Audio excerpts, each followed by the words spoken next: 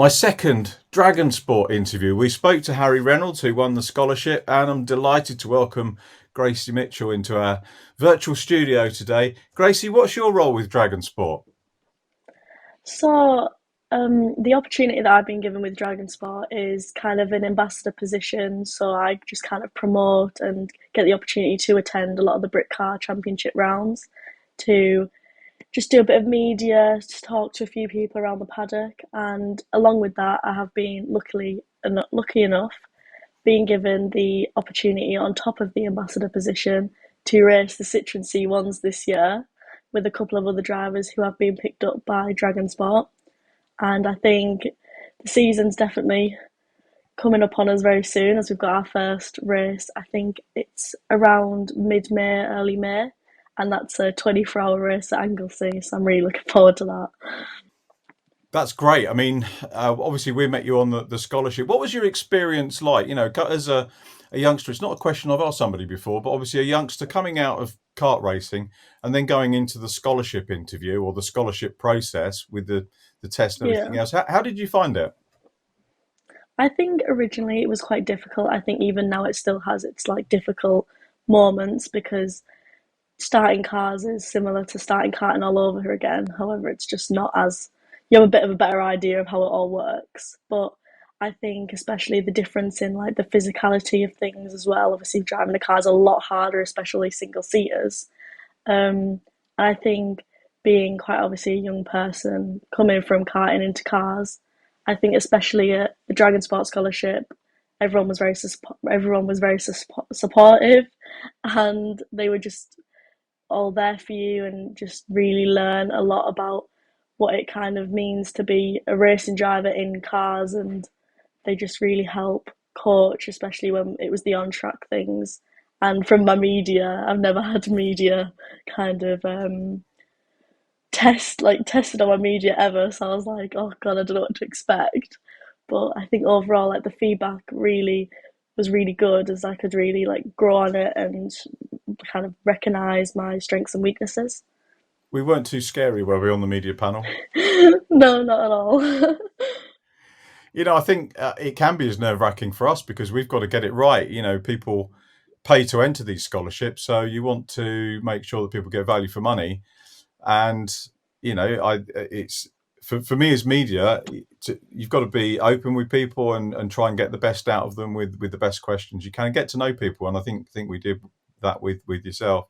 It was it was evident to me. I think we didn't have any drivers that were back because it was the second Dragon Sport scholarship, and we didn't have any drivers back from year one. It was a completely new entry, and Yeah. you were the only girl in the lineup. We didn't have any girls last year. I can't that I can remember, and you were the only. But that's unusual now, isn't it? Because a lot of the championships that I see racing, we're getting a better presence of females in motorsport. Yeah, it's definitely getting better. I think even like as the years go by, like more and more girls are getting involved. I think there's a lot more opportunities, especially like things like the Jamie Chadwick camp like series and things like that. There's a lot of different championships that are based to try and get girls on track, like the girls on track whole community and the whole idea with F1 Academy. I think the opportunities for women are definitely increasing, and it is becoming more and more a big thing for females in motorsport. I was going to talk to you before the start of your racing season, and I blew it because the my timing went out the window and things were busy. It does give us the opportunity to make up for that and talk to you today, which is a few days after your car competition debut. I think it was your car competition debut, certainly the first round of the Fun Cup. So, what was that like to enter? Well, obviously we did. That was the second ever race I'd done in the car. I did the last round at Alton as well in I think it was October or November. That was my first ever car race, and it was a really good weekend, learning a lot. It was a whole new ball game for us. We didn't really know what to expect, but I'd say we learned a lot from it. And then we came into this year, we're hoping to do Fun Cup for the rest of the season. Um, and I think we definitely improved a lot more. Like on the first round, it was definitely a lot better.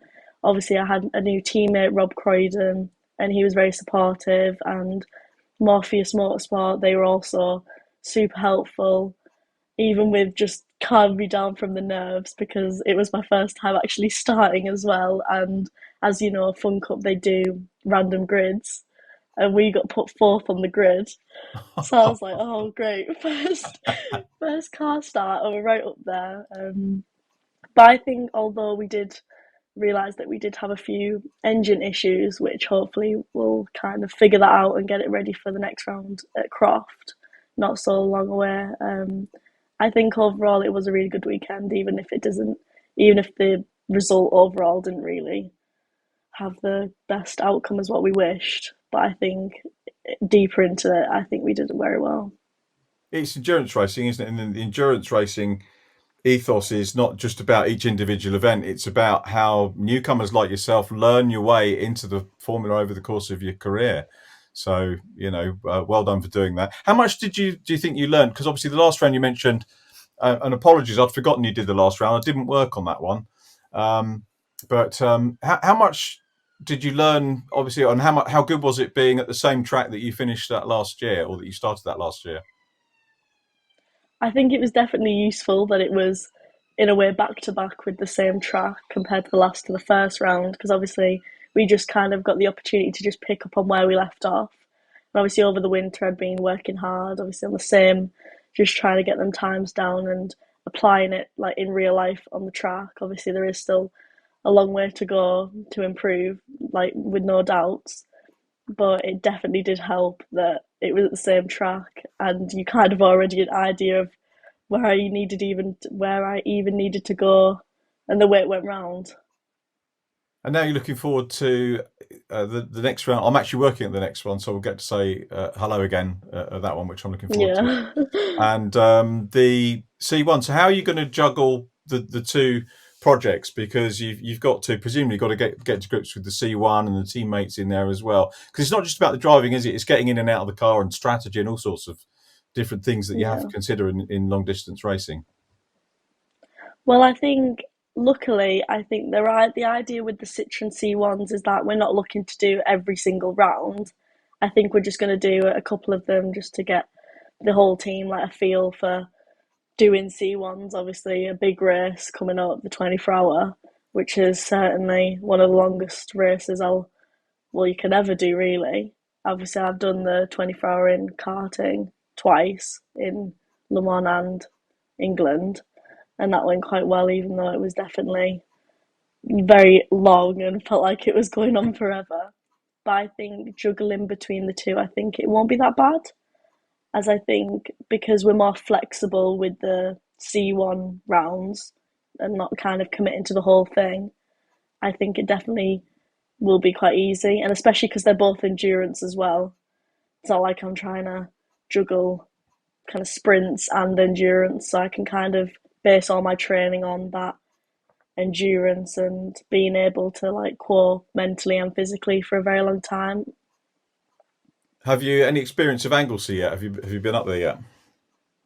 I've done a lot of sim work around Anglesey actually when I was a part of the YRDA with Arden. I did a lot with them, so I definitely need to get on the sim and kind of dial myself back into the track. But I definitely know where I'm going as I've done quite fair bit on there. That's great. I mean, Sim's great experience, but I think Anglesey's the one place that certainly in terms of the surrounding and the views and everything, it's a beautiful circuit, and yeah, you're in for a treat. As long as the weather's good, you'll be in for a real treat because it's a lovely place to visit. So Yeah. I'm looking forward to that. Has Reese sort of said who's going to be in the team? Um, I I'm not 100%. I don't even know how many drivers. I don't know whether it'll be about 4 or 5, maybe even 6. I'm not sure, but I do know that obviously myself and someone that I know, obviously from the karting background, who was at the scholarship, as you probably not remember him, Monroe. He's also going to be a part of the team, and I believe obviously Matt Hyde, who was he was runner up in the scholarship, I Yeah, believe. yeah, he was one of the final three. So Yeah, he's a part of the team as well. And then I may be wrong, but I'm not sure if he's actually bringing some of the drivers who are doing Clio Cup with him this year, who will yeah. obviously be an addition onto the team as well. I'm assuming, but I don't know. I'm guessing it will be Amigo Motorsport because it's Dragon Sport by Amigo Motorsport, isn't it? And I know Rob Gaffney and John's Yeah, dad have. I've seen them on the C1 rounds a few times helping, so they're very well adept at preparing those. So great, plenty to look forward to in seeing you doing that. And so your background karting, and I think it was Teeside, wasn't it? Karting that you started out originally. yeah. Teeside Karting obviously is my local track, and that's where I kind of began, even from just going there using their corporates to cadets. Then I did junior pro kart, then junior Rotax. Then I think I did 2 years of junior Rotax. I think it might have been one, which I won the championship there. And then we started to go more around the country to like different destinations, like obviously PFI and things like that, Wilton Mill. And then I sometimes, if I'm not working, because now I usually tend to work at the Teesside rounds, if I'm not, I usually have a go in the senior pro kart, which is really fun. So I enjoy doing that. And when you say working, are you instructing or is it sort of admin side or? I have done a bit of instructing before. I tend to help out with the Teeside Academy that they've got down there, as that's really like expanding. They've got quite a few drivers now, but usually I'm in charge of giving people nose cones, which is quite fun. That's good. That's very good. And what are you up to studying? Was are you part of the Motorsport Academy? Yeah, so I'm here at Loughborough actually at the minute in my accommodation room, and I study obviously at Loughborough with the Motorsport UK Academy, and we just do motor vehicle, obviously learn about all the different engines and systems within a car and like the whole process of how it's even put together. And then we do sport, which is based on a lot of like nutrition and psychology and things like that. And then we do sport excellence, where we focus more on like technical, tactical side of motorsport and the physical demands and different techniques and tactics like strategy and trail breaking and things like that. And then we also do esports, which is a lot of where our sim work comes from, as we actually have two sims in our classroom. So we tend to get quite a bit of time on there as well when they let you like prepare for maybe a weekend of racing coming up and things like that. It's great to know that's part of the curriculum and that you encouraged to do that as well. Really good. To wrap up, what's your ambition, Gracie? Do you think in motorsport? I think obviously I definitely want to make it as like an elite athlete and make obviously a career out of motorsport. I think ideally I'd love to like at least get to F1 Academy at some point within like the age range that's obviously allowed. But I think just anywhere, I don't mind what I'm in as long as I'm going around. I think it'll just be a great opportunity with obviously like my career and the journey. Well, don't forget us when you get to the F1 Academy. And in the meantime, we look forward to catching up with Definitely you not. at all the circuits with the C1 racing and the Fun Cup as well. Thanks very much for the chat. It's been good to see you. Definitely. Thank you for having me. Thank you. You too.